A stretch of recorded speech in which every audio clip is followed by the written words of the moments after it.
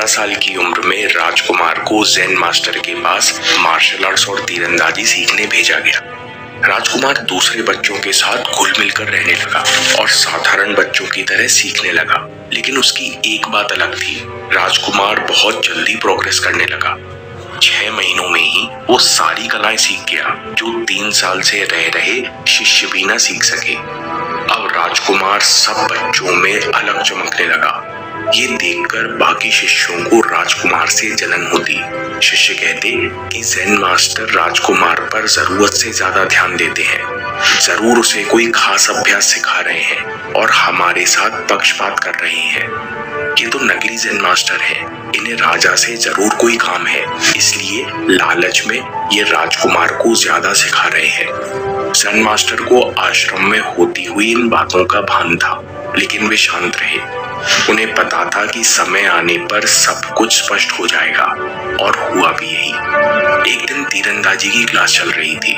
सारे शिष्य बहुत ध्यान और एकाग्रता से सीख रहे थे।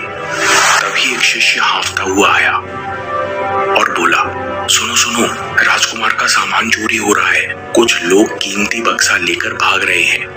लड़के की बात सुनकर सारे शिष्य चौंक गए, लेकिन राजकुमार शांत भाव से तीरंदाजी का अभ्यास करता रहा।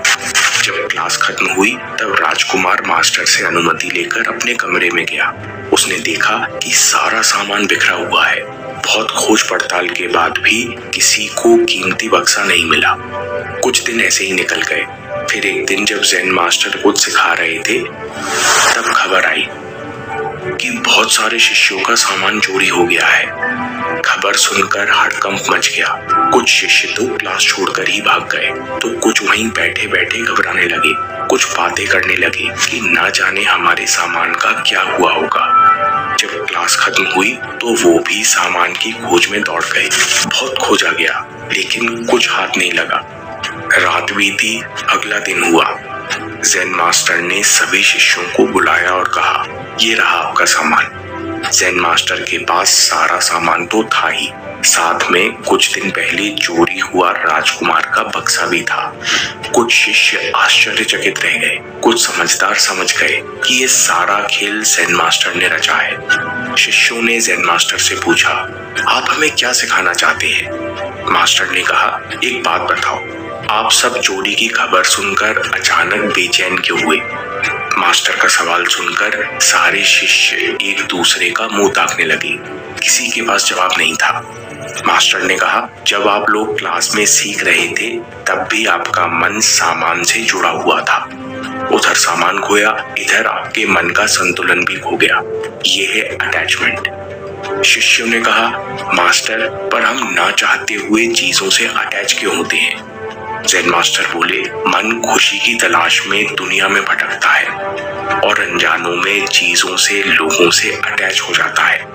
लेकिन ये सारी चीजें टेम्परेरी हैं, अस्थायी हैं। कभी कुछ अच्छा होता है, कभी कुछ बुरा होता है। कभी कोई चीज पास आती है तो कभी दूर चली जाती है, जिस कारण हमारा मन अच्छे बुरे की साइकिल में हमेशा बेचैन रहता है। बेचैन मन बुद्धि को ढक लेता है, जिस कारण वो सही गलत नहीं सोच पाता। जब राजकुमार ने चोरी के बारे में सुना तो उसका मन व्याकुल नहीं हुआ, क्योंकि उस समय उसका मन बाकी सारी चीजों से विरक्त होकर केवल एक लक्ष्य को पकड़े हुए था। इसलिए सामान खोने से उसके मन और बुद्धि ने संतुलन नहीं खोया। इसे कहते हैं वैराग्य, यानी डिटैचमेंट। ज़ेन मास्टर ने कहा, अब इस बात को समझो, मन के पास चीजों से आकर्षित होने की, लोगों से जुड़ने की प्रचंड शक्ति है, लेकिन ये शक्ति बिना डिटैचमेंट के बहुत बड़ी बाधा है। ज़ेन मास्टर ने कहा, डिटैचमेंट नहीं सीखोगे तो हमेशा मन के अधीन रहोगे। लेसन्स, अटैचमेंट और डिटैचमेंट की साइकिल। स्वामी विवेकानंद कहते हैं, जो इंसान एक लक्ष्य पर अपनी पूरी शक्ति लगा सकता है और फिर समय आने पर उससे पूरी तरह डिटैच हो सकता है, वही इंसान इस जीवन में अपने टैलेंट का पूरा फायदा उठा पाएगा। ध्यान की शक्ति को जानना डिटैचमेंट को जानने की शुरुआत है। आपको क्या करना है? आपको हमेशा नेक्स्ट सॉल्यूशन पर फोकस करना है। साथ में आपको ये मानकर चलना है कि एक दिन ये सॉल्यूशन भी काम करना बंद कर देगा। तब आपको इससे भी डिटैच होकर अगले सॉल्यूशन पर फोकस करना है। ऐसा करने से आपको पता चलता है कि कॉन्शियस अटैचमेंट इज डिटैचमेंट। मैं ध्यान अपनी मर्जी से इस जगह लगा रहा हूँ, ये जानना और अभ्यास करना ही डिटैचमेंट है।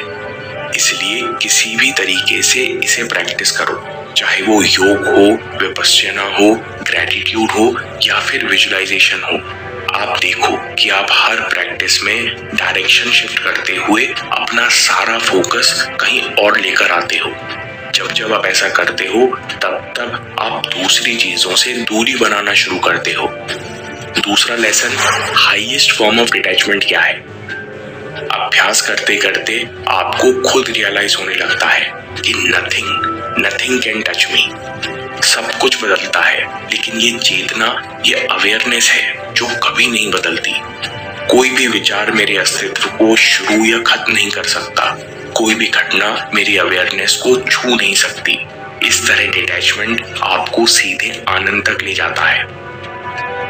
दोस्तों, आपको ये वीडियो पसंद आया तो देखिए कि एक ज़ेन मास्टर ने सिखाया कि आपका चलना फिरना सब कुछ आपके ध्यान का हिस्सा है।